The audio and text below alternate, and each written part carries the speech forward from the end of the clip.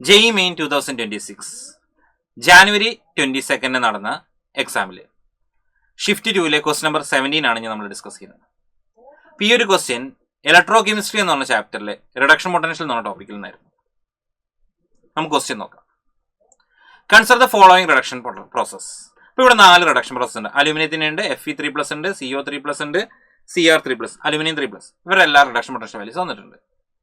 And tendency to act as reducing agent decreases the order. അപ്പൊ reducing agent ആയിട്ട് act ചെയ്യാനുള്ള tendency ആർക്കാണ്? എടാ, റെഡ്യൂസിങ് ഏജന്റ് എന്ന് പറയുന്ന ഒരാൾ എന്താ അണ്ടർഗോ ചെയ്യേണ്ടത്? ഓക്സിഡേഷനാണ്. അങ്ങനെയാണെങ്കിൽ എനിക്ക് പറയാം reducing power is directly proportional to SOP.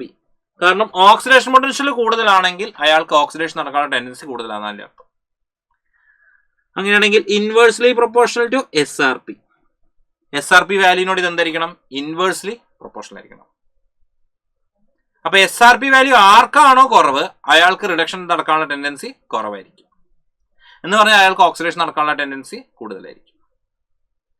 അപ്പൊ ഇവിടെ ഞാൻ നോക്കിക്കഴിഞ്ഞാൽ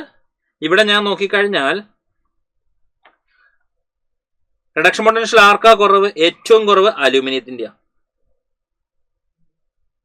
റിഡക്ഷൻ പൊട്ടൻഷ്യൽ ഏറ്റവും കുറവ് അലൂമിനിയത്തിന്റെ. അപ്പോൾ ഏറ്റവും കൂടുതൽ ആർക്കായിരിക്കും മക്കളെ?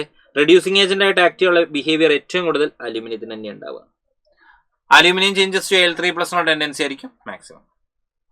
ഇനി അത് കഴിഞ്ഞാൽ റെഡ്യൂസിങ് പവർ ആർക്കാ കുറവ്? That is actually chromium. Chromium changes to Cr3+.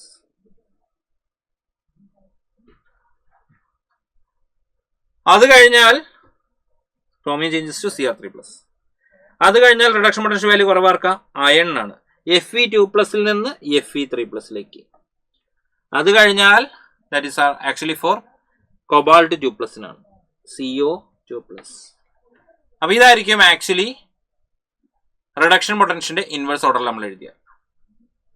Okay, അപ്പൊ അതുകൊണ്ട് തന്നെ reducing agent order decreases in the order option 1. Okay, ഇവിടെ നിങ്ങൾ നോക്കിയാൽ വേണമെങ്കിൽ നമുക്കൊരു കൺക്ലൂഷൻ കൊടുക്കാം. Al ചേഞ്ചസ് ടു Al3+ എന്ന് പറയുമ്പോൾ oxidation potential E0 of oxidation എന്നുള്ള രീതി ഞാൻ എടുത്താൽ ദാറ്റ് ഈസ് +1.66. അതിനാണ് അപ്പോൾ മാക്സിമം ടെൻഡൻസി. അത് കഴിഞ്ഞാൽ Cr ചേഞ്ചസ് ടു Cr3+. ഇവിടെ +3 ഇലക്ട്രോൺ എന്നാണ് എഴുതാം, +3 ഇലക്ട്രോൺസ്. അങ്ങനെയാണെങ്കിൽ that is actually E0 of oxidation എന്ന് പറയുന്നത് എത്രയായിട്ട് എഴുതാം? 0.74. Now Fe2+ changes to Fe3+ 1 electron. അങ്ങനെയാണെങ്കിൽ E0 ഓഫ് ഓക്സിഡേഷൻ എന്ന് പറയുന്നത് -0.77. ഇനി അടുത്തത് CO2+ changes to CO3++ 1 electron.